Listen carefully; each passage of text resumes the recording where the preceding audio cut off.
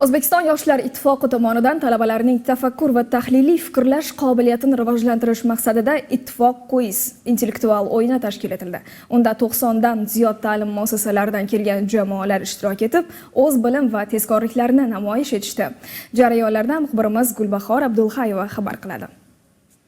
90 dan ortiq ta'lim muassasalarining 350 ga yaqin jamoalardan saralangan eng iqtidorli 100 nafari o'yinda qatnashish imkoniyatiga ega bo'lishdi. Ishtirokchilarga qo'yilgan talab faqatgina berilayotgan savollarga topqirlik va mantiqiy bilimlarni ishga solgan holda javob berishdir.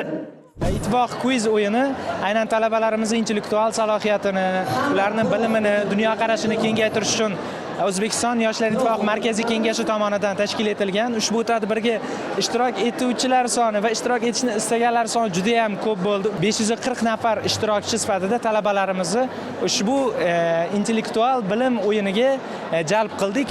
Xalqaro talabalar kuni munosabati bilan o'tkazilgan ittifoq quiz intellektual o'yini 9 ta raunddan iborat bo'lib, har bir bosqich uchun qo'yilgan savollar jamlanmasida tarix, madaniyat, texnologiya, adabiyot va zamonaviy fanlar bo'yicha javoblar yashiringan. Talabalarning raundlar bo'yicha to'plagan natijalari esa yomon emas.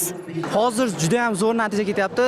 Hozir 24 ta savoldan 16 tasini topdik. Har hafta kelamiz, shu guruhimiz bilan kelardik, lekin bunchalik darajada qiziq bo'lmagan. Birinchi marta bunchalik qiziqarli bo'ldi. Guruhimiz ham juda aktiv, o'zaro yaxshi kelishamiz. Eng ko'p muhokama qilganimiz bu birinchi raundda Luka Modric savol bo'ldi, chunki jamoamiz ichida futbol bilan shug'ullanadiganlar ham bor. O'ylaymizki, kubok bizni kutmoqda. Ittifoq quiz intellektual o'yinining yakuniy natijalariga ko'ra, birinchi o'rinni Kryptonit, ikkinchi o'rinni Yanchar, uchinchi o'rinni esa Kardinal jamoasi qo'lga kiritdi. G'oliblar hamda tanlovda faol qatnashgan ishtirokchilarga O'zbekiston Yoshlar ittifoqi Markaziy kengashining diplom, kubok va esdalik sovg'alari topshirildi. Gulbahor Abdulxayeva, Abdulahad Abduvahobov, Hudud informatsion dasturi uchun.